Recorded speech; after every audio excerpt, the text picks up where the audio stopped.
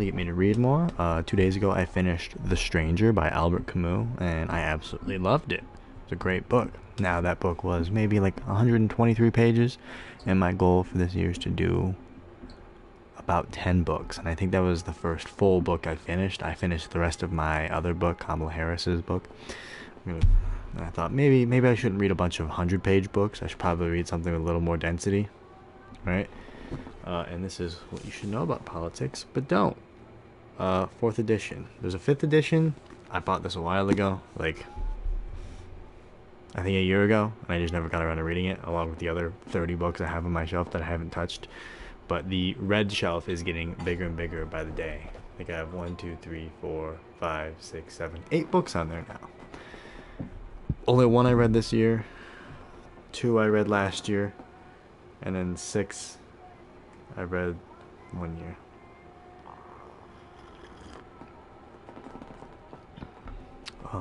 So this one, I'm gonna read it.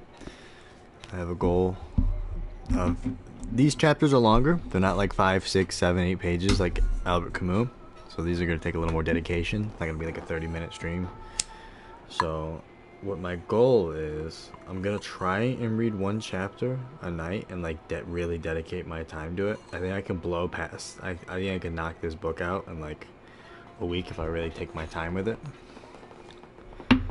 and like focus up on it. I don't know if this is gonna be like a heavy note-taking book. I don't know. I'm not sure. I'm worried that it is. But I am interested in politics and stuff like that, and some of these topics it covers. Like if I read some of the elections, which is the one I'm going to cover, the economy, foreign policy, the military, healthcare, energy, the environment, civil liberties, culture wars, socioeconomic policy, homeland security, education, and trade. I'm going to be invested in a lot of these topics because I want to learn more about them, because I feel that I'm very uneducated on a lot of them. So it might keep me engaged. I might not have to note take. I might decide to go back. I don't know. It's a hefty book, right? It's 369 pages to finish it. So yeah, but all right, let's get it. Bob Dole and Barack Obama read this. This is by Jessamyn Conrad. So we'll crack it open and read the introduction and the preface, and then lead into chapter 1.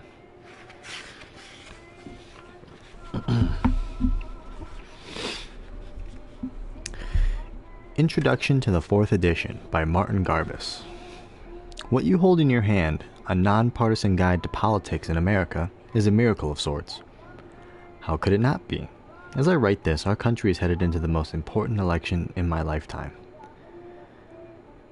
I wonder what election this one's running into. It has to have been 2020, because I got this like over a year ago. No way, it's probably copyright. So there's multiple editions: 2008, 2012, 2016, and then this is the 4th edition, 2019. There's a 5th edition. I don't know when it came out. It came out before the election and with Kamala and Trump, so I don't know. But okay. Might be a little dated. I mean, most of these topics should be fine. Some of the references might be dated though. We'll see how it applies going forward.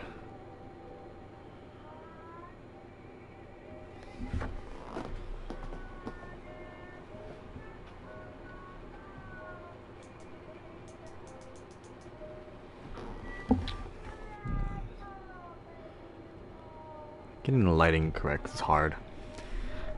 No, I don't like that because now I'm like too bright, too dark on one side.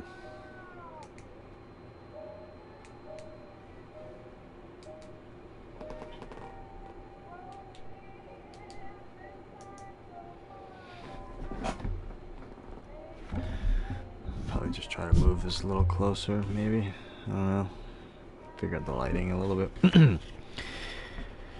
We're living in a cataclysmic moment.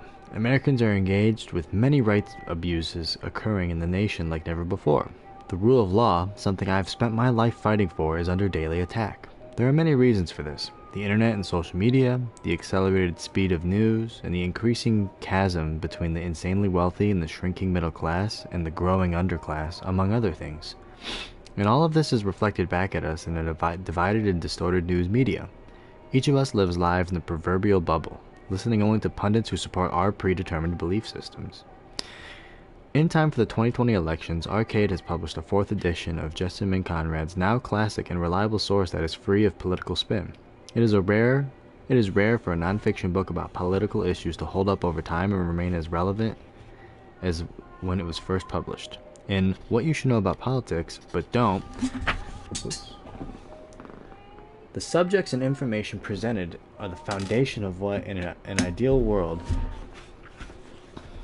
everyone in the country should know to not only be a part of a well-informed citizenry, but to also be one that can discern between competing narratives and form reasonable opinions that will be carried all the way into the voting booth. Whether you are a Democrat or a Republican, a conservative or a progressive, or somewhere in the middle, this book tells you all you need to know about the elections, the economy, foreign policy, the military, healthcare, energy, the environment, civil liberties, culture wars, socioeconomic policy, homeland security, education, and trade. How do we assess all these complicated issues and changes from year to year and from one political cycle or administration to the next? We do so by taking the personal responsibility to inform ourselves. Our mainstream media, the Fourth Estate, too often come across as slanted towards an agenda or beholden to corporate owners and advertisers. Terming critical and unfavorable views as fake news has become a common refrain.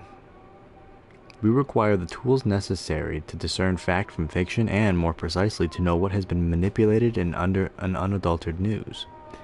This is an important book, essential to understand what it is at stake when we go into the 2020 presidential election. But it is equally important to continue to consult this volume long after the election is over and policies are formulated and debated, and when new laws have come to the fore and old laws are tested. In short, this is a significant work that helps us understand why the future of our democracy is so precious. Read it and rejoice that the framers of our U.S. Constitution set up a foundation for us to build our dreams on. So that was the introduction. Then we have the preface.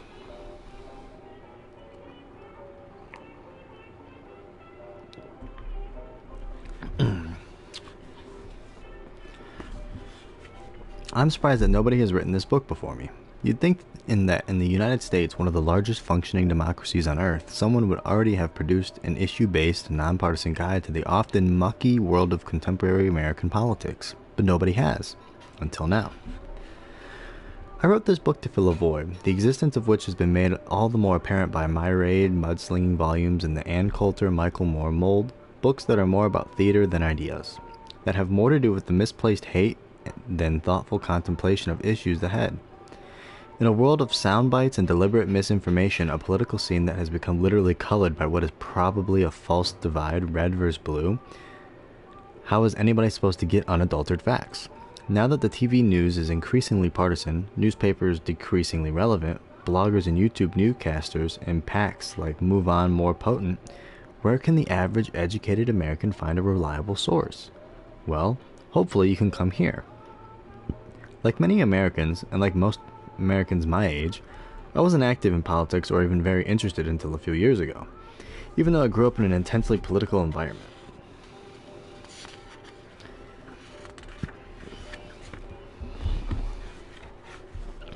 I have to fess up now. My dad's been in the United States Senate since 1987.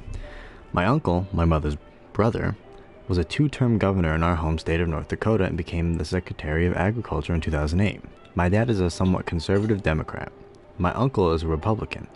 I myself was once a write-in candidate for soil conservation.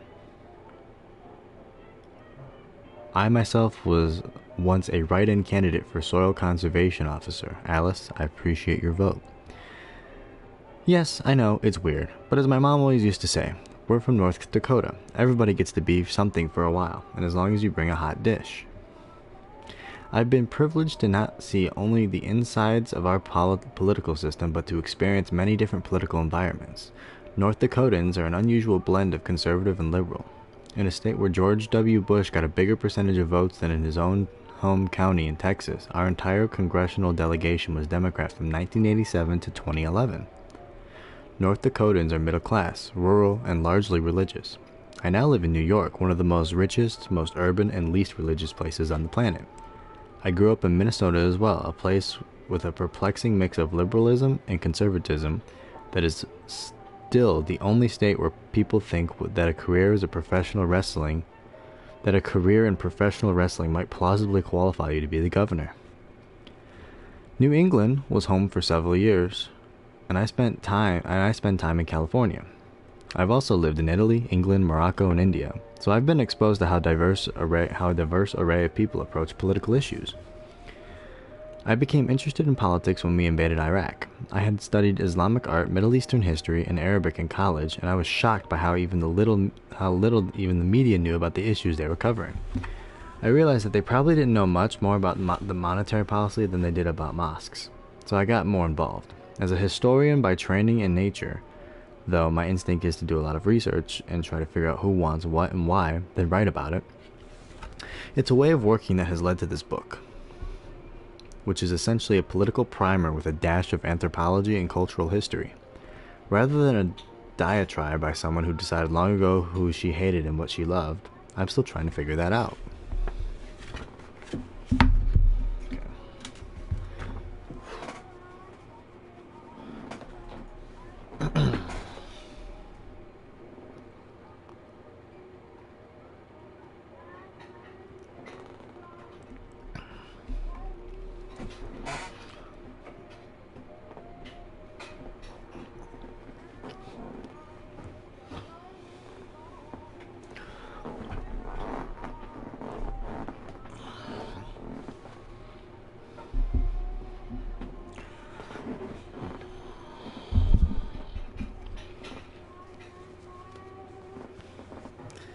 My neck is hurting and my back is hurting. I don't know if it's the way I'm sitting or... Okay.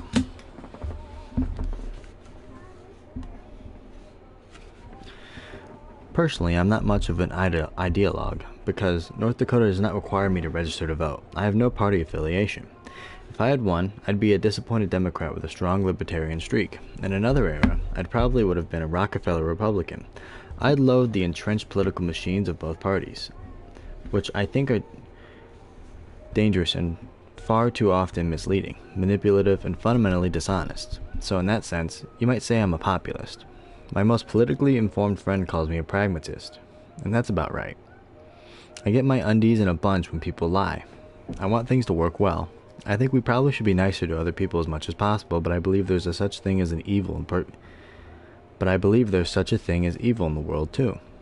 Mostly, I'm glad I don't have to make these decisions.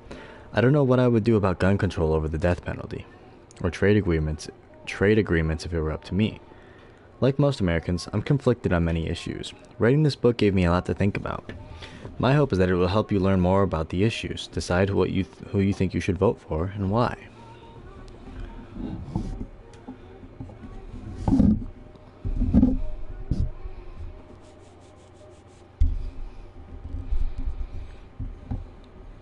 Gotta get this comfortable, but to adjust how I'm sitting.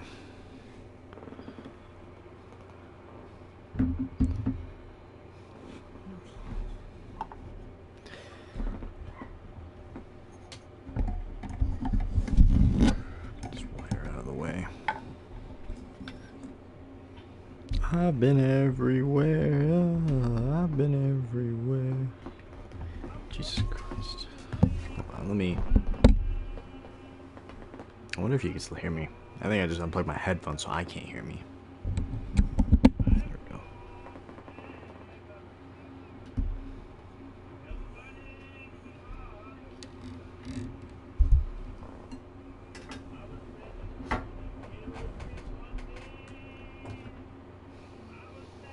Okay.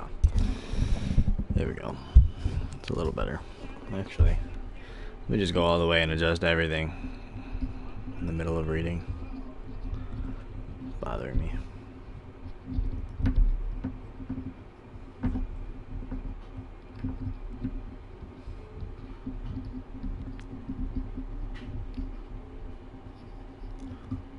Ah. Ow, motherfucker. Okay. Okay.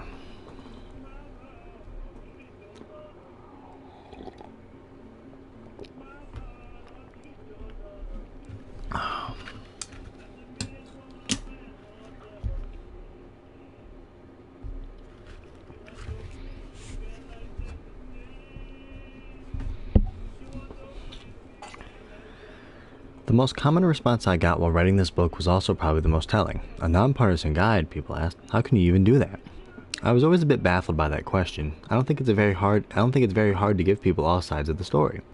Even if I have a personal position, it doesn't mean I don't see the other side's point. I'm pro-choice, for example, but I understand the pro-life argument. I was just thinking that. I was like, yeah, I mean, I could give both sides of a abortion debate, right? Like, I also lean pro-choice, but like, I get it.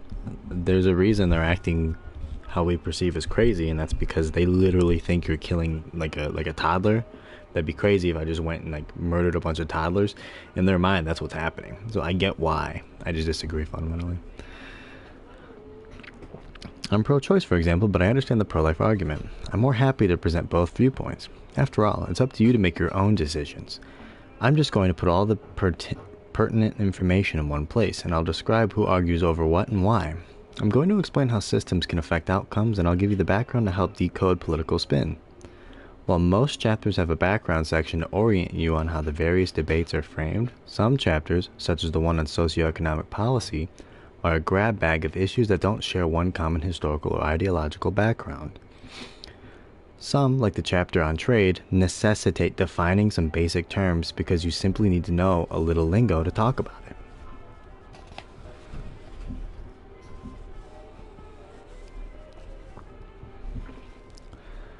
The chapters are arranged to reflect how Americans prioritize the issues. However, I begin with the elections because they are necessary for everything that follows. It takes officials to enact policy, after all. Each chapter, however, stands alone. You may read the book from cover to cover, or you may use it as a reference to look up an issue or policy area if you want to learn more about something you've seen on TV or read in the newspaper.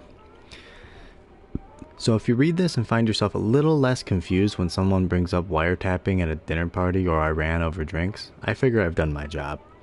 If this gets you a little more involved, a little more interested, and a little more informed, I'm happy. Because one of the things we can probably all agree on is that an engaged electorate is ultimately in everyone's best interest. And this is called An Introduction to Political Affiliation. Hey, what up, fart? When it comes to definitions in politics, nothing is written in stone. A label like conservative has meant a lot of different things at different times, and a conservative's definition of a conservative will be very different from a liberal's. The definition problem is even greater for parties, which are made up of numerous smaller factions with various interests. I'm amazing. How are you, fart? It's a crazy name.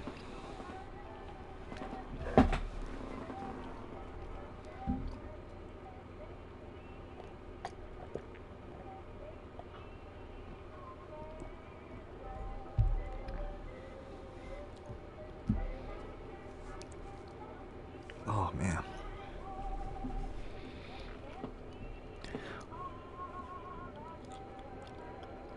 It's hardest to make generalizations about two major parties, Democrats and Republicans, since they comprise the greatest numbers of interest groups. That's good. I'm glad to hear that. I'm doing well. I'm doing well as well. The thing about that. That's good. I don't really know what to say to you. You got a funky name, man. Throwing me off my game, just trying to read my book. One way to distinguish between the two is by their attitudes towards government and the market. Republicans believe that the free market should be left alone and that government should get out of the way. Democrats believe that the market can be unfair and that government is needed to help people and to make the system work better. Another way to distinguish them is to look at what they believe government ought to govern. Generally speaking, Democrats want to regulate economic life but stay out of individuals' personal lives, while Republicans want a little economic regulation as possible but also support laws regulating moral behavior. Oh, thank you. I'm glad. That makes me very happy. It's just me reading, but I appreciate it. Thank you. Oh, this got bold lettering. Republicans are typically described as conservatives or right-wingers. There are various kinds of conservative. Economic or fiscal conservatives concerned with reducing taxes and deregulating businesses, national security conservatives who promote a hawkish foreign policy, and social conservatives who are chiefly concerned with values issues, such as abortion and gay marriage. The Republican platform thus tends to focus on tax cuts, smaller government, traditional social values, and a strong national defense. Democrats are often called liberals or left-wingers. That's what I'm saying. Fart? Who? Do I know you? Are you fucking with me? Liberals are also diverse in their viewpoints, but broadly agree that government should be used to promote equal opportunity through policies such as universal health care and increase the minimum wage. The Democrat coalition includes labor unions, the environmental movement, civil rights organizations, and the pro-choice movement. On foreign policy, liberals tend to be more internationalist, supporting strong diplomatic efforts before using military force. At least a third of Americans are independents who are unaffiliated with either major party. Some of them are moderates or centrists, with a mix of liberal and conservative views depending on the issue. Most independents think that they should vote for a candidate rather than a party. Many end up being swing voters, up for grabs in a close race and courted in by both Democrats and Republicans. Meanwhile, some moderates identify with one of the major parties, voting that way most of the time, but occasionally switching sides to support an appealing candidate. Libertarians basically want to be left alone. Their mantra is live and let live. They favor a minimal government, often one that only provides for national defense and very little taxation. Almost all oppose government interference in private life. For example, many support the legalization of drugs. Some libertarians wish to eliminate government's role in the economy, aligning them with Republicans for the past few decades. Those libertarians who are especially opposed to legislation of morality have been voting Democrat in increasing numbers. Yeah, there's a whole wide range of even verbs, nouns, adjectives, and you chose that one. That one. I mean, to be fair though, you chose a letter. You know, we got fart and Z. We are not striking the gold mine in creativity here, guys. Progressives are an emerging group on the left who seek to remake the Democratic Party, which they think has drifted too far to the right. Their numbers have grown through the internet, blogs, and online organizing, often referred to as the netroots. They're especially concerned with ending the war in Iraq, achieving energy independence, and promoting civil liberties and open, transparent government. The distinction between progressives and liberals can be blurry. Many left-leaning Democrats, especially younger ones, debate what label to use and what it should stand for. More accurate? I think fart could be pretty accurate. What if they smell like shit, right? What if they're just sometimes funny but really gross? I don't know. Z, I mean, I have no idea. That could just be your initial, maybe? I don't know. Populist is often used to describe any philosophy or rhetorical style that pits the common good against special interests, the little guy against the establishment, and rural interests against urban ones. Populism is currently associated with certain issues, specifically trade protectionism and opposition to illegal immigration.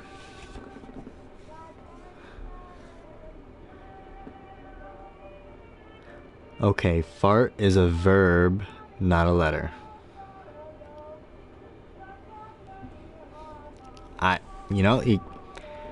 He got you there. It is. It's more than a letter.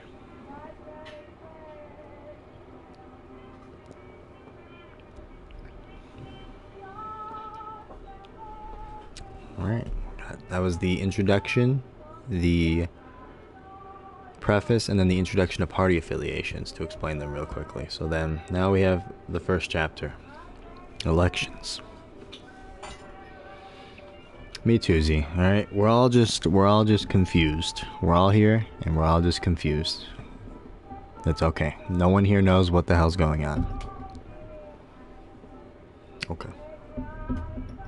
Interesting. Chapter 1. Elections. Both national and state elections are run by state governments. There is an enormous variability in voting mechanisms among states. Voter registration is thought to disproportionately affect minority, disadvantaged, and younger voters by making it less likely that they will vote. Supporters of increased voter requirements worry about fraud. After others contend that voter fraud is minimal. It is. Supporters of increased voter requirements worry about fraud. Others contend that voter fraud is minimal. Concerns have been raised over the security of DREs, or district recording electronic voting machines, such as touchscreen machines. McCain-Feingold was a major campaign finance reform bill passed in 2002 that targeted soft money contributions. Its effects are still being debated. Citizens United v. Federal Election Commission was a landmark Supreme Court case that undid several provisions of McCain-Feingold and brought soft money back into politics. Gerrymandering is the practice of drawing congressional districts to influence the outcome of elections based on demographic information. Used by both parties, it can render some voters' interests almost irrelevant and tends to help incumbents. Well, thank you. It was like a month ago. I didn't have my jackets up. I didn't have you can't see it. You can see the vinyls, and then you can see like a poster with like CDs surrounding it. On that side, you also have another movie poster with CDs. Thank you. I worked very hard to put some fucking nails in the walls. You take those down, there's like 30 holes. Shh. You didn't hear that. The Republicans' Texas redistricting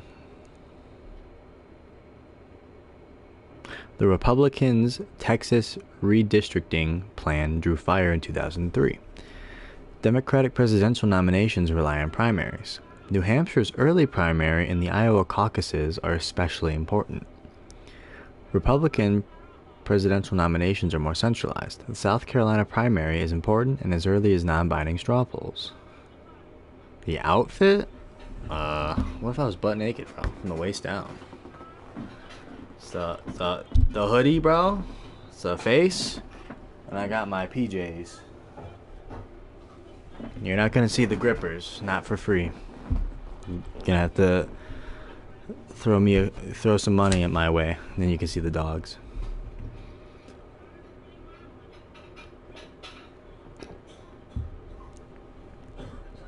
Oh.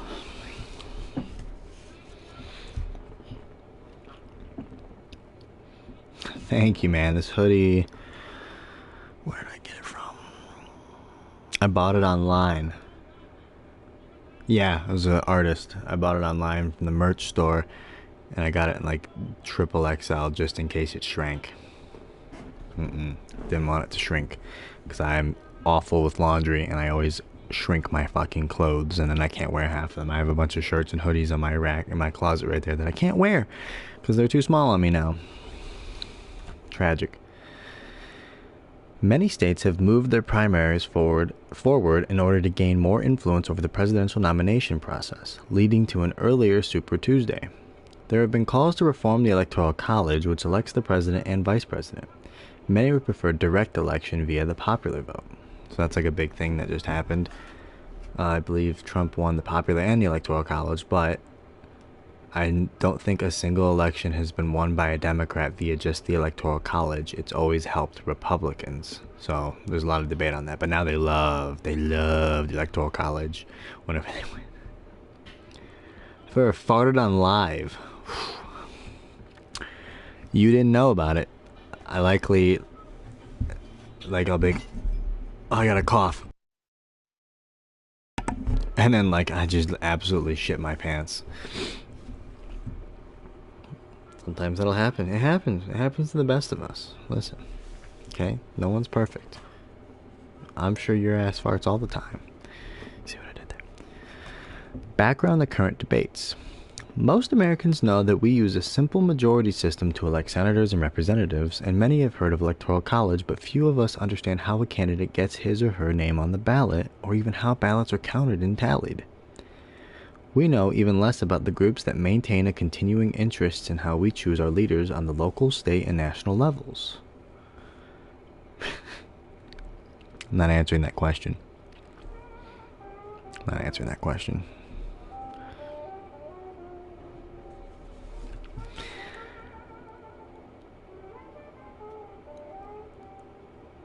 We know even less about the groups that maintain a continuing interest in how we choose our leaders on the local, state, and national levels.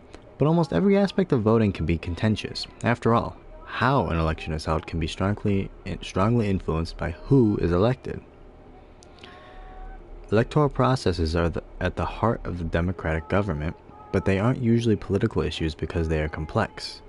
Electoral processes are at the heart of democratic government, but they aren't usually political issues because they are complex, are local rather than national, and vary by state, county, and even precinct.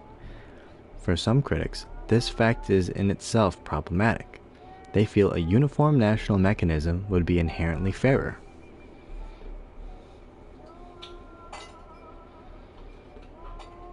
Even more confusion about what? Whether or not I shit my pants or what an electoral college is. One of these is vastly complex. The other one, how often?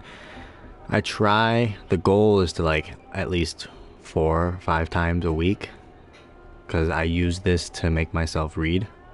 Otherwise, I'm not gonna fucking read. So I do this to stream myself reading, to hold me more accountable. So the goal is 4 times, 5 times a week, but it always ends up being 2 to 3 times a week, unless I'm on a roll. Like the last book I read, I knocked that out in a week, 2 weeks, because I liked it so much. So it really depends. Most of the time, the goal is 4 to 5 times a week. Oh yeah, there is a lot of confusion in the world right now. You just gotta find the right sources. The biggest thing you can do is read your articles. Watching pundits is cool, but they're human. They misread things, they misinterpret things. You can only do so much. Yep. Lots of fighting. Lots and lots of fighting. Also, bonus points if you guys know all 4 of these albums. They might not be easy to see.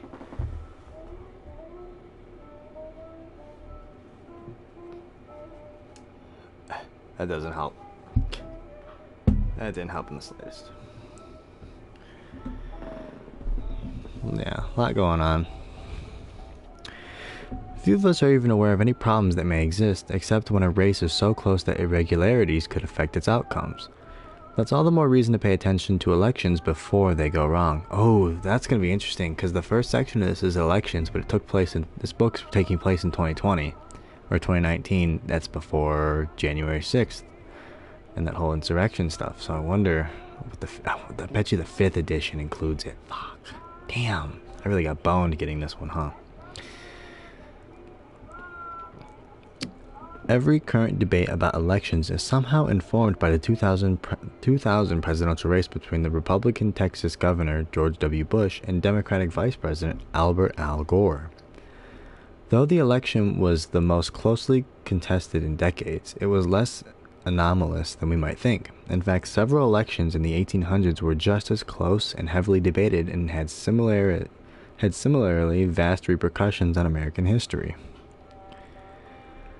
An issue during the 2000 election that was also caused by difficulties in other elections was a conflict between the outcome of popular vote and that of the Electoral College. Token? The rapper? Reacting to Eminem? Not Like Us? No, Not Alike? Jesus Christ.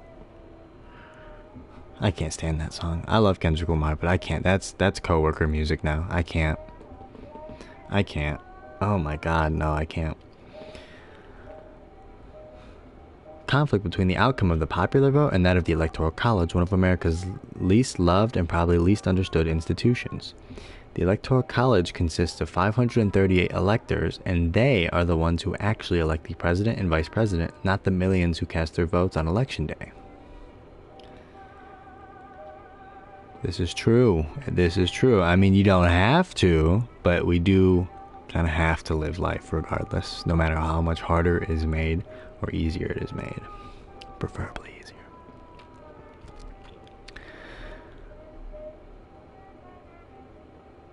There is 1 elector for every U.S. representative and senator, plus 3 for Washington, D.C.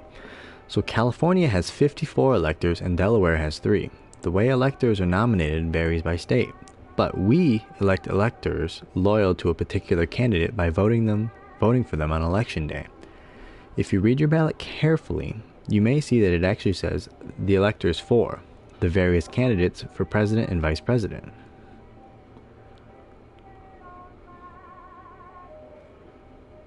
Wow.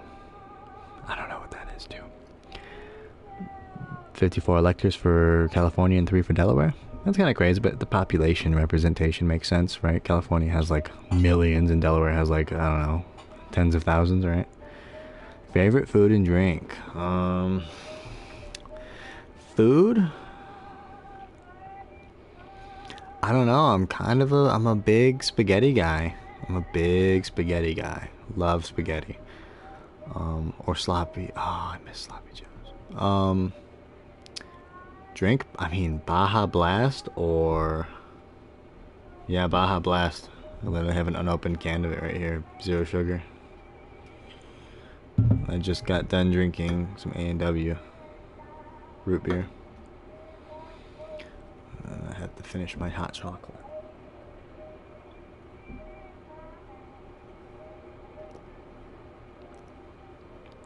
My cold chocolate.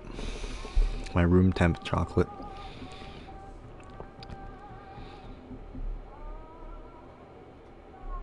If you read your ballot carefully, you may see that it actually says the electors for the various candidates for president and vice president. Since their position is never disputed and there's no contest for the position of the ballot, many of us simply never notice that we vote for electors. We just check the box next to the candidate's name. Electors meet in their state capital 41 days after the general election and, with rare exceptions, cast all their state's votes for whichever candidate won a plurality of the popular vote in their state. A plurality just means the biggest percentage of votes. A majority means more than 50%. An eating stream? I'm a big back, and I tend to just like eating my food when I get it. But maybe I've done sleeping streams before, like 5 or 6 years ago. I would just do this and then just like sleep in my bed. Those got thousands of views for some reason. I started having some like really creepy comments on my videos following. It's like, hey, you should sleep barefoot. Brother, what? I'm playing video games right now. What do you mean? What do you mean sleep barefoot? What? It was crazy. Yeah.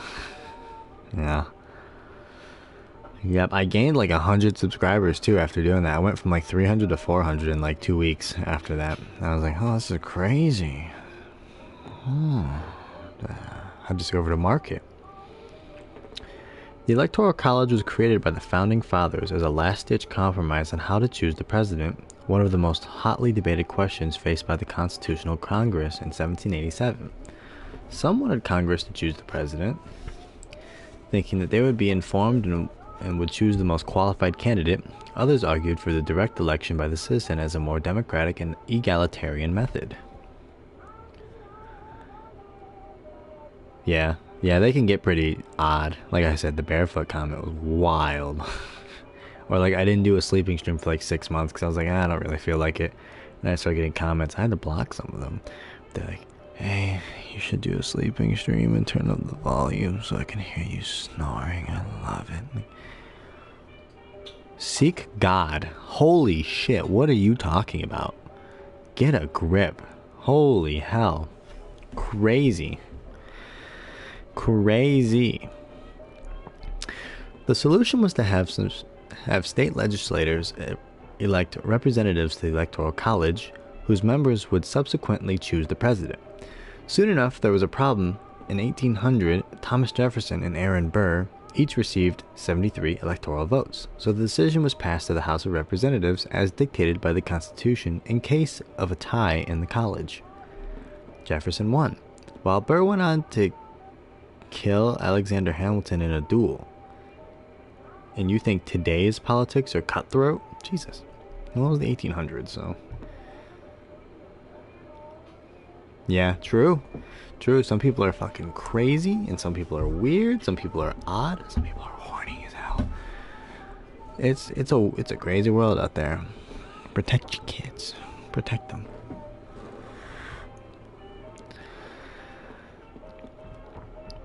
The 1824 and 1876 elections were also decided by the House, both times electing someone who had not won the popular vote. In 2000, Al Gore won the popular vote by 600,000 votes, but lost Florida and its 21 electors by only 937 votes.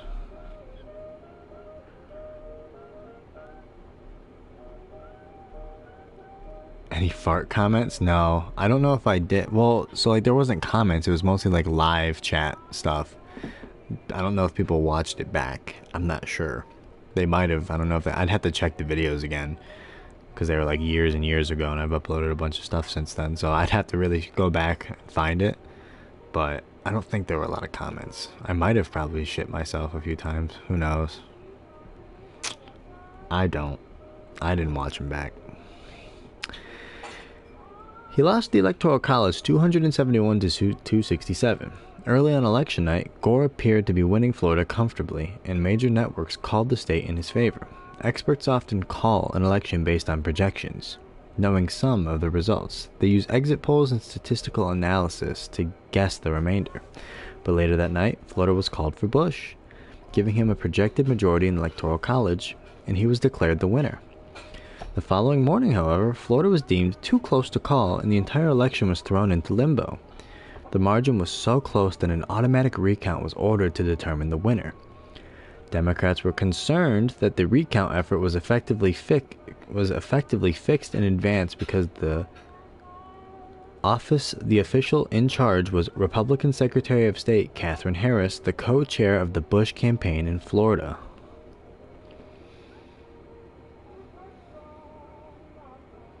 Yeah, I agree. Farts are funny, okay? Farts are funny. Asking to see my feet while I sleep? That's weird. I'm a weird guy. I like weird humor. That's weird. That's just weird. Stop. Get help. Please. Holy hell. Harris's boss was George Bush's brother, Florida's Republican governor Jeb Bush. Republicans responded that any recount would present opportunities for fraud and insisted that the election was over and that Democrats were trying to steal it. Allegations of unfair voting practices flew thick and fast, and both sides filed lawsuits, but some of the problems weren't necessarily partisan. Ballot design was an issue. One county used the now infamous butterfly ballot that made it quite easy to vote for a different candidate than intended. Some people realized their mistakes and ended up voting twice, voiding their ballot. Other conflicts erupted over how to count ballots marked by punch card voting machines, which rely on voters using a metal stylus to punch holes into cardboard ballots. This is what created the notorious hanging chads, produced when the small piece of cardboard that was meant to be punched out did not detach completely. Some counties counted hanging chads as votes, while others did not. That's concerning. Yeah, I guess so. I mean, I haven't bonded with somebody over a fart. I gotta admit, that'd be a first for me. That would be a first for me. Also, I had this fucking baller ass candle. Mahogany teak wood. I had high intensity. They stopped selling high intensity. They just call it intense now. I swear it's not as strong as it used to be, but you know. These mechanical issues led to political fistfights. Democrats said that voters' intentions were what mattered, so all the ballots should be recounted. Plus, they proposed that disputed districts hold runoff elections, which they expected Gore to win. Republicans wanted to avoid this and countered that Bush's victory should be deemed final. They also argued that a runoff would be unfair because it would alter the circumstances of the vote and give runoff voters extra influence. Some accounts of the recount allege flagrant fraud, including the theft and destruction of ballots and the intimidation of election officials by angry mobs allegedly bussed in by the Republican Party. Meanwhile, news reports followed the Rising and falling vote totals like the stock market and Bush's margin of victory slowly shrank. I'm not a big cinnamon guy. I like cinnamon gum. I like cinnamon rolls. Beyond that, I could take it or leave it. I used to put cinnamon on my sweet potatoes. I got these Japanese purple sweet potatoes I used to make all the time, and I put a bunch of cinnamon in there. That was good. Beyond that, the smell's okay, I guess. Not for me. It was unclear how the debate would be resolved. Would it be thrown to the House? In that case, Bush would surely prevail, as the House was Republican-controlled. There was no precedent for a national recount or re-election. The Constitution and federal statutes are both silent on this. Florida, meanwhile, had a self-imposed deadline for reporting its result. While the recount continued, so did the lawsuits. One reached the Florida Supreme Court, which ordered that the recount continue, and Bush appealed to the U.S. Supreme Court. The Supreme Court's 5-4 ruling in Bush v. Gore stopped the recount, judging it to be unconstitutional, and stated that no alternative method of deciding the vote could be found before Florida's self-imposed reporting deadline. To Democrats, this was insane. How could determining the intentions of voters be unconstitutional? The court's opinion stated that since there was no uniform statewide standard for determining whether or not a vote was valid, the recount violated the 14th Amendment's Equal Protection Clause. The real nail in the coffin, however, was the court's conclusion that there was simply not enough time to come up with a new result. The court split among conservative liberal lines, leading most Democrats and some Republicans to say that the decision was partisan. Black shirt, black pants? I guess so, but like you never see anything like below my chest when I do these. Maybe if I get up to go to the bathroom while reading or something like that. Or if I go and refill my drink. Maybe. But it's also, look at my fan going. It's a little bit chilly in here. So I don't know if I want to wear shorts. I don't know. Maybe though. I mean, it's getting warmer out. It's slowly getting warmer out here. Over here. I'm in Michigan. So, maybe. We'll see. We'll see. I might have to start cracking windows open to cool it off in here because the air ventilation sucks in here. There were several post-election analyses. Analyses.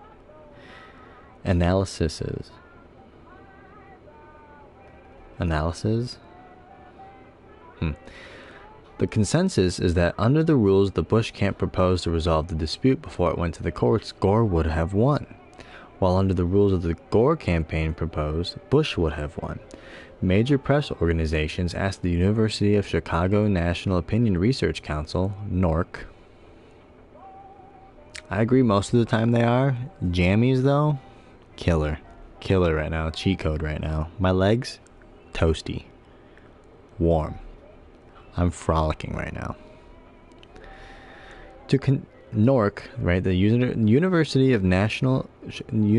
of Chicago National Opinion Research Council, NORC, to conduct an investigation to determine what the outcome of a recount would have been. The NORC concluded that either Gore or Bush would have won, depending on how ballots were counted. Independent recounts by USA Today and the Miami Herald both showed that Bush would have won a hand recount of the disputed ballots, but that a recount over the entire state would have given Gore a narrow victory. Basically, more Floridians intended to vote for Gore than there were votes counted for him, indicating that there had been a runoff in various counties, and the outcome probably would have favored Gore. Many Democrats remained convinced that the election was effectively stolen. Democrats in government had one chance to challenge the Supreme Court decision by objecting to Florida's electoral votes when they met, as they always must, to certify the election. 20 representatives formally lodged objections, but these must be presented by both a representative and a senator to take effect, and no senators rose to register a complaint. This enraged many progressive Democrats who found the official party response to the Florida debacle craven. I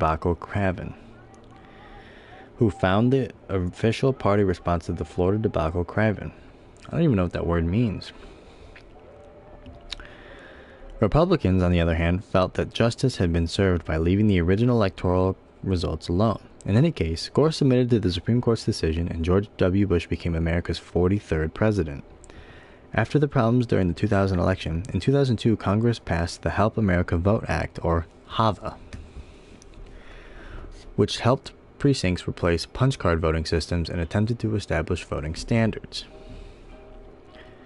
The entire Bush-Gore experience led to more public scrutiny of voting mechanisms, and extra attention has been meant more partisan debates. Indeed, many voting issues, from registration to counting, are highly partisan. Some, like gerrymandering, aren't partisan, but involve politically independent advocacy groups. But first, let's see how candidates become elected officials.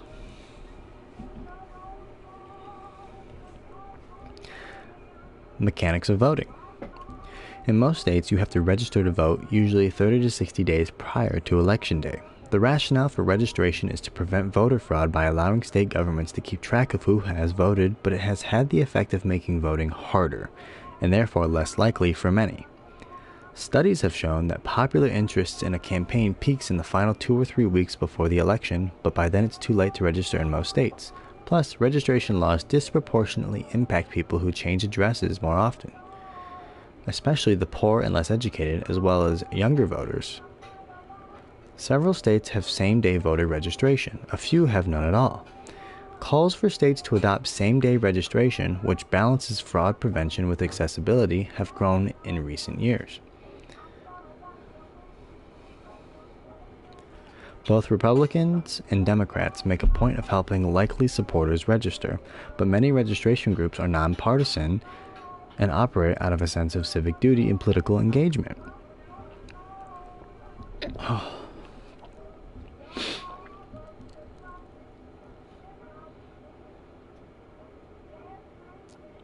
Many get out the vote programs provide transportation and/or childcare to encourage voting among lower-income individuals for whom it may be hard to get to the polls because they work several jobs, don't have a car, or can't find a babysitter. Ironically, voter registration itself is sometimes a conduit for voter fraud. Voter registration services can selectively destroy or file applications. In 2004, such allegations in Oregon received national attention. In 2009, the Nonprofit Association of Community Organizations for Reform Now, or ACORN, was embroiled in voter fraud controversy. ACORN was a low-income advocacy group that worked across the United States and in several other countries to help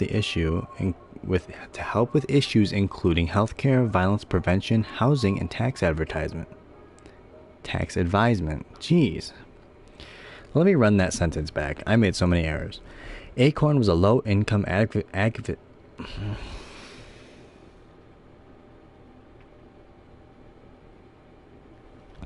We're going to run that back. ACORN was a low-income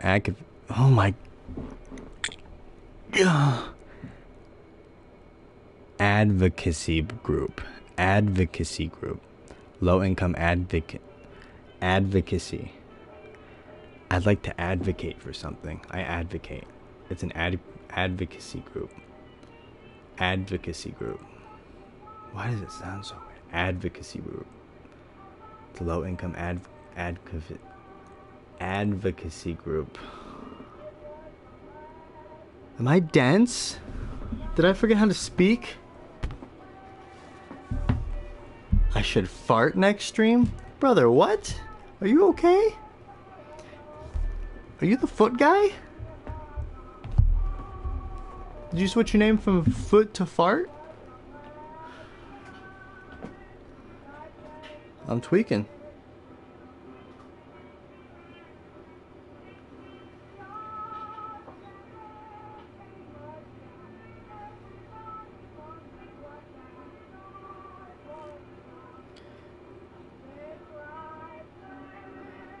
I'm tweaking. I gotta hear how you say this.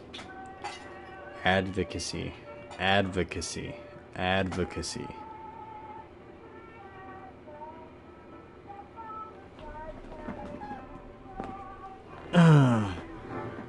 Advocacy. Advocacy. Low-income advocacy groups. Advocacy. Advocacy. Advocacy. Advocacy. Advocacy. Advocacy. Advocacy. Holy shit.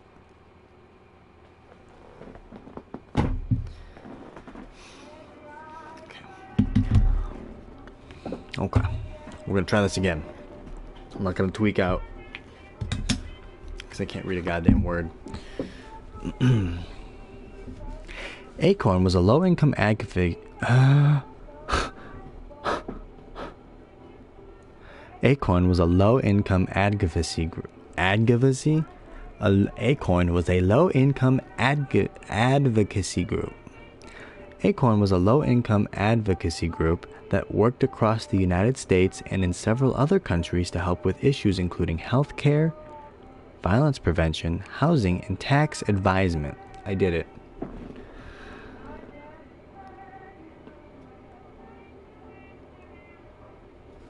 You should fan. Okay, wait. You should wind next stream. You should fan next stream. Now the wind emoji means to use a fan because it gives a good sound effect in the fan. I have a fan right here. It's oscillating.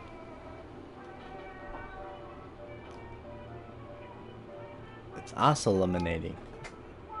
Simulating. Unless you mean louder, but Acorn, like many community action nonprofits, held voter registration drivers. Also, like many organizations, they paid coordinators by the number of people they registered, which pretty unsurprisingly meant that people made up fake names and submitted fraudulent voter registrations. Some Acorn offices seem to have had the problem for years and faced criminal charges from Republican and Democrat state governments alike. Here's a lot. Yeah, I think mine's on whisper mode so that it doesn't like. Because if I turn the gain all the way up.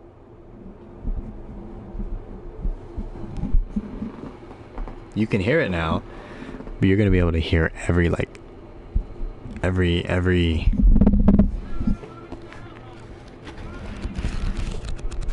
don't know. I don't know how that doesn't sound too good to my headphones right now. This sounds terrible. Advocacy. Kill me. I never want to say that word again. And it's going to have me say it a few more times throughout this book. Not a few more. A bunch more. There's 370 fucking pages. I'm going to kill myself.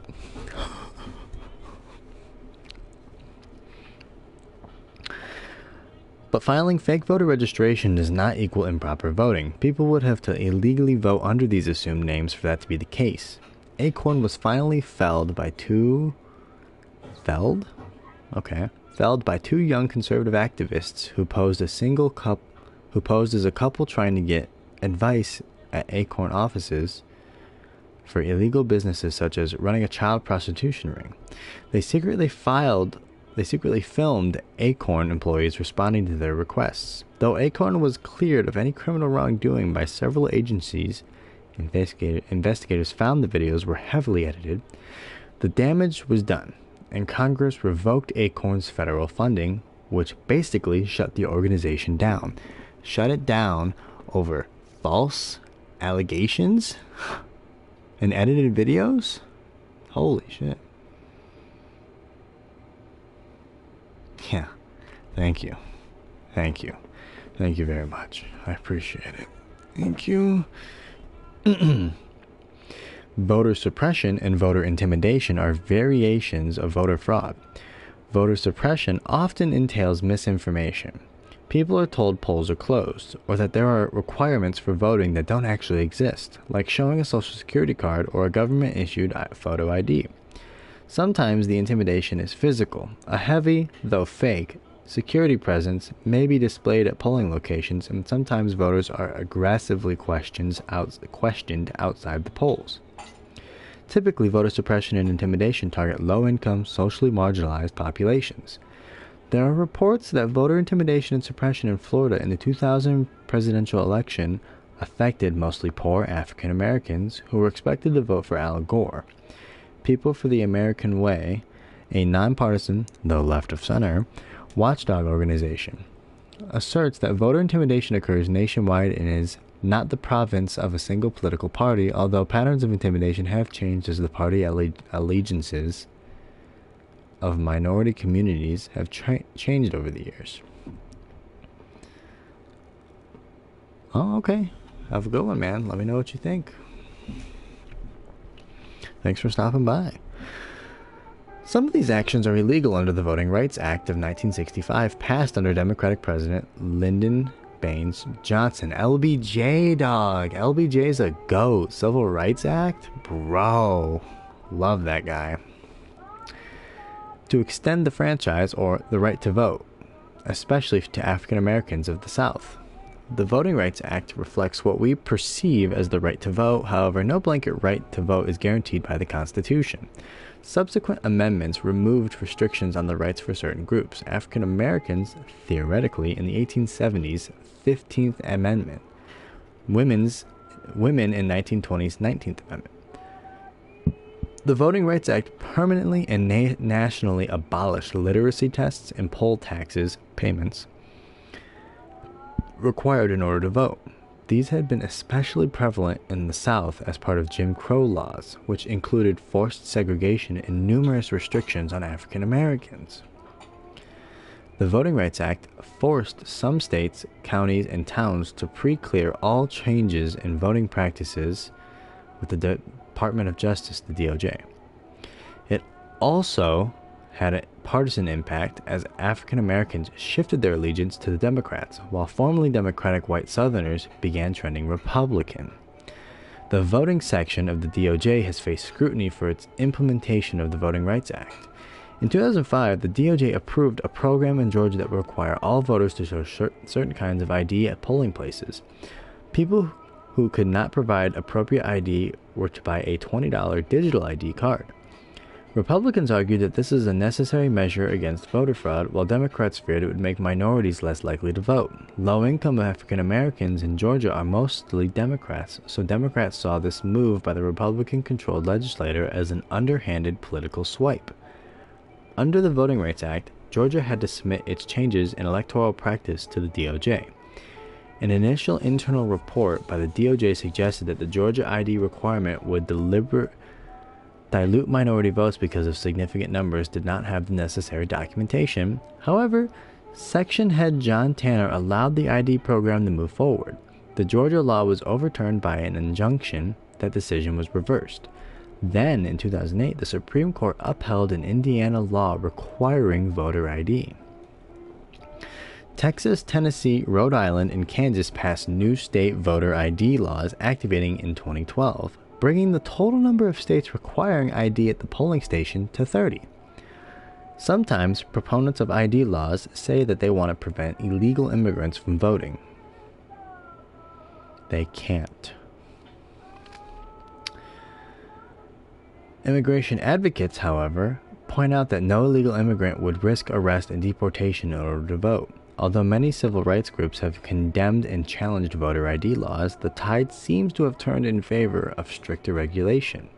In 2011, however, a blow was struck against such laws when Obama's Attorney General Eric Holder controversially rejected an attempt by South Carolina to require one of 5 kinds of ID at the polls.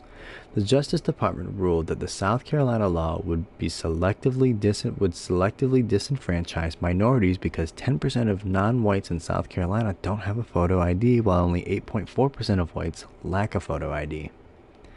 That's intense. Some who support ID laws accused Holder of playing racial politics in advance of the 2012 election. Others pointed out that the percentage difference between white and non-whites without ID was extremely small and argued that the Justice Department acted against Supreme Court precedent as well as Department of Justice precedent. Indeed, in 2008, the Supreme Court ruled that an identical law in Indiana requiring photo ID at the polls did not create an undue burden on voters. So if Indiana could do it, why not South Carolina? Well, unlike Indiana, South Carolina's voting laws must be pre-approved by the Justice Department under the Voting Rights Act of 1965. Non-whites in South Carolina are not as disenfranchised as they were in 1965. And many argue that maintaining these distinctions in the present day is unfair. It may very well not stand up in court. On the other hand, in 2012, a Wisconsin judge ruled that a similar law there was unconstitutional. The direction in which voter ID laws will go is not clear and for now is being played out on the state level. Under President Bush, the DOJ was also accused of selectively implementing the 1993 National Voter Registration Act. The NVRA requires states to help welfare recipients register to vote. It also contains directives on who cannot vote. Some groups, most of them liberal, argued that the DOJ under President Bush focused on purging voter rolls rather than registering voters. They contend that this was a partisan political effort because those people who are not registered and cannot vote are more likely to vote Democrat.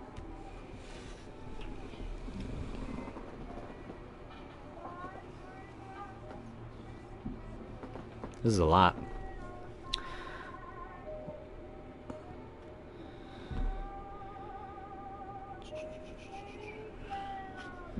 Still got that much. If I pull together what? Okay. Read this much.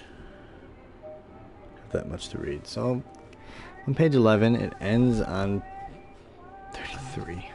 I'm a third of the way there, literally.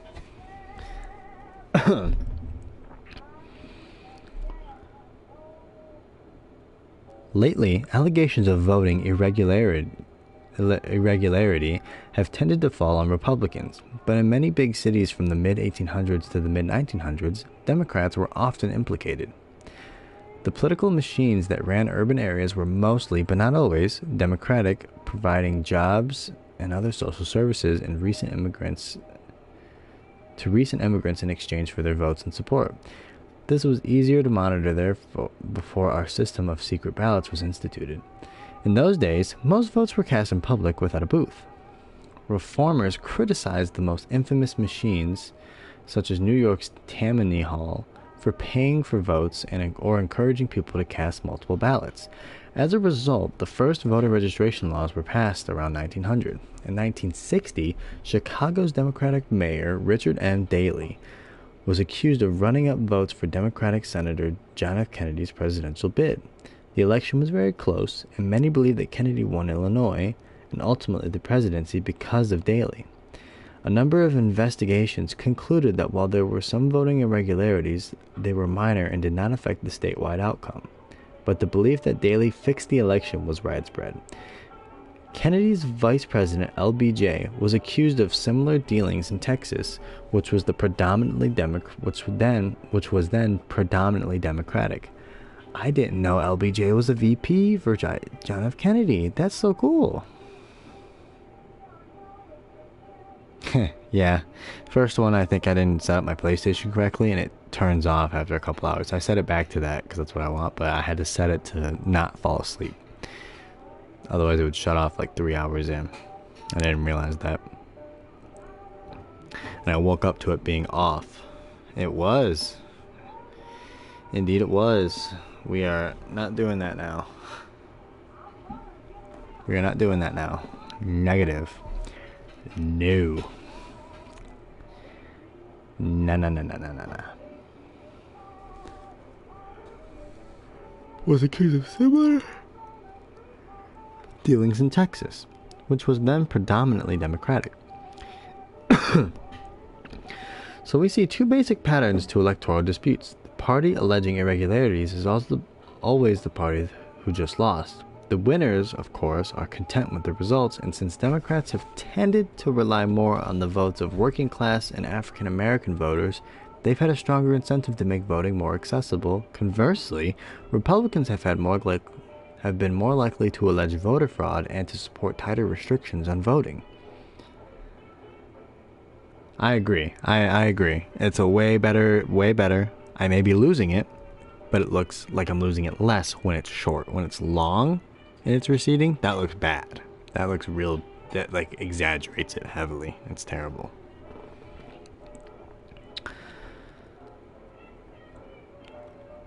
Controversy has dogged many elections for the House of Representatives as well. The number of representatives in Congress is currently fixed at 435. Each state has at least one. The more populous the state, the more representatives it has. Wyoming gets a single at-large representative, whereas California has 52. In states with more than one congressman or congresswoman, each represents a physical area of the state. Creating these districts is often a matter of extreme political debate because of how districts are drawn affects who is elected. This is going to go into gerrymandering. Congressional redistricting occurs every 10 years after the national consensus. The purpose is to ensure that each congressman or congresswoman represents the right number of constituents and that each state has the appropriate number of representatives.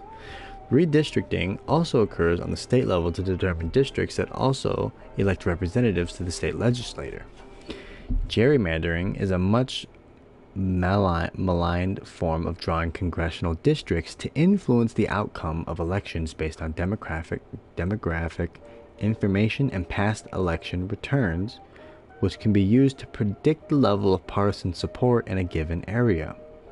It derives its name from a bizarre salamander-shaped Massachusetts district reluctantly signed into law by Governor Elbridge Gerry in 1812. Gerrymandering is often used to cluster together people with similar identities or interests, called vote packing, but it can also serve to dilute the interests of certain groups, known as vote cracking. The ultimate result is that the same state can yield two very different sets of House representatives. It all depends on who's drawing the lines. I know a tiny bit about it. I've seen a couple examples, like how it's drawn. I don't know the arguments for it, but I've heard that the negatives are it can make a state that's overwhelmingly blue, for example, vote more commonly for red based on how you draw the district lines, which some would probably argue that that's a benefit. Some would say that, well, no, because then a state that's mostly wanting like pro-choice laws can end up getting pro-life laws, and that's counterfactual. It gives more power to the minority, or however the districts are drawn. I don't know. It's iffy.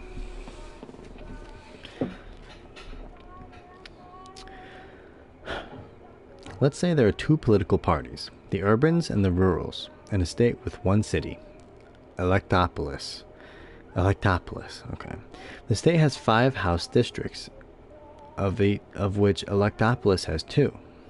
Everyone in Electopolis votes urban, while the countryside goes rural. One way to pack votes would be to draw districts almost entirely within the city.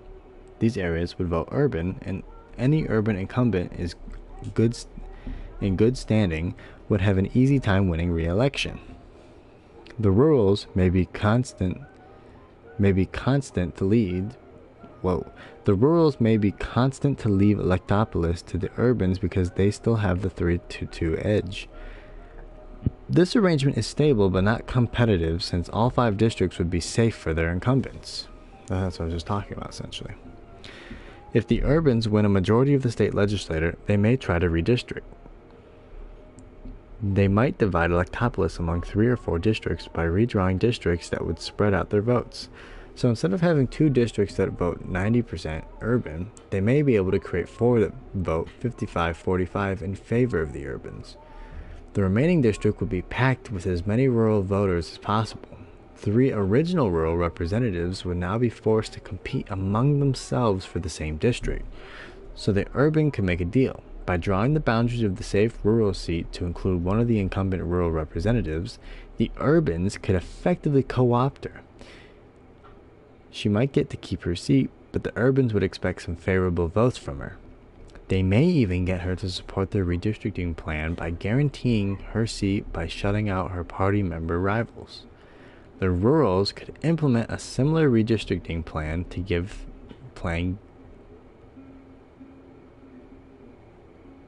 that sounds like Courage the Cowardly Dog.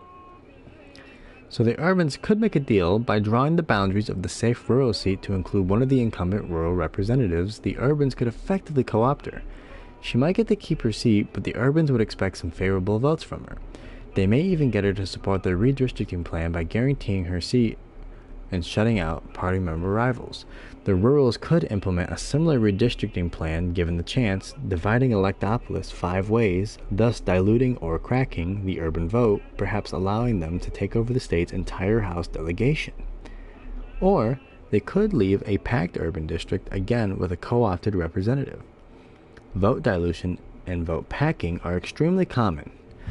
Packing tends to polarize the political field. The increasingly partisan politics in Washington have been blamed in part on computerized redistricting, which allows for more effective use of socioeconomic data to create fewer politically mixed districts. Redistricting is also accused of increasing rates of incumbency over time. House members who run for re-election win around 98% of the time. This is why open seats left when an incumbent retires or dies are so prized. They're usually the only chance for a seat to change political parties. Both dilution and packing effectively waste votes. Those of the extra voters in a packed district, and often the minority contingent in a diluted district. Vote dilution is probably a bigger problem because it means that a representative can ignore significant numbers of constituents from the opposing party. In fact, the more you look at gerrymandering and partisan redistricting, the more egregious it is. It enables representatives to choose their constituents instead of the other way around. It's a lot. I might have to spend over an hour. I'm like 16 pages in. Holy. Okay. Let me reevaluate. What time is it?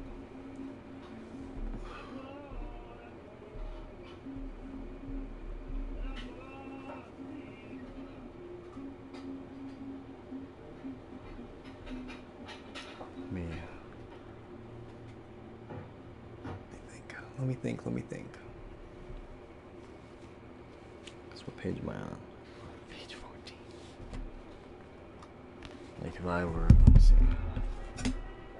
Because I want to crank this chapter up, but they're long. Glad that I'm finally reading it though. Well, okay. How long are most of these chapters? Because this one goes to 30. They're all roughly 30-ish pages. Some 20. Some less than 20. No. Some are almost 30. Oh, this next chapter, the economy, is 40 pages. Woo! This one, this one also not too fair though, because I also read the introduction, the preface, and the political affiliations introduction, and now I'm reading most of chapter 1. So I have to read effectively 4 sections, but 2 of those sections were like a page or 2.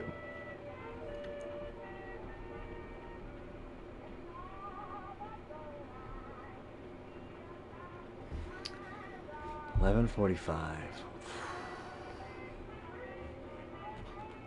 I'll put a pin in it, I think, because I am tired.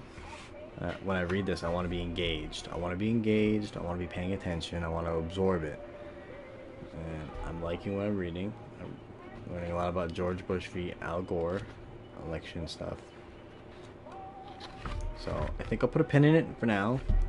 Page 14. Because it means the representative can also ignore significant numbers of constituents from the opposing party. In fact, the more you look at gerrymandering, the partisan redistricting, and the more egregious it is. It enables representatives to choose their constituents instead of the other way around. Just so I know where I ended off and I know where to pick up on. So, is this so far? So far, very informative. I like it a lot. I'm engaged. I'm enjoying it. I'm liking what I'm reading. You know, it's talking about right now I'm on the chapter of elections, right? It's interesting. It's interesting, the Al Gore stuff with the lawsuits and how Al Gore. Okay, they said that it technically depends on how you want to count it. I think that they said overall, Gore narrowly took the election for Florida, which means he would have won the presidency. He would have taken those electoral votes. But they said based on like hand recounting. What'd they say? Because they kind of said both.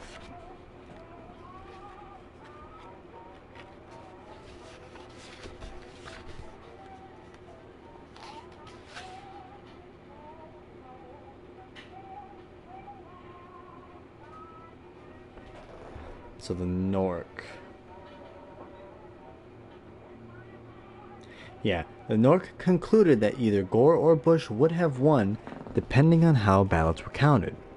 Independent recounts by USA Today and the Miami Herald both showed that Bush would have won a hand recount on the disputed ballots, but that a recount over the entire state would have given Gore a narrow victory. Basically, more Floridians intended to vote for Gore than there were votes counted for him, indicating that there had been a runoff in various counties and outcome probably would have favored Gore. So that was interesting. I remember hearing about that, but to hear about it more, to read about it more closely is interesting. I like it. It's cool.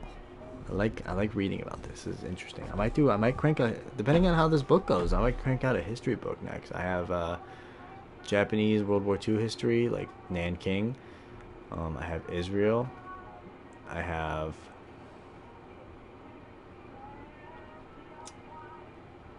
I don't know.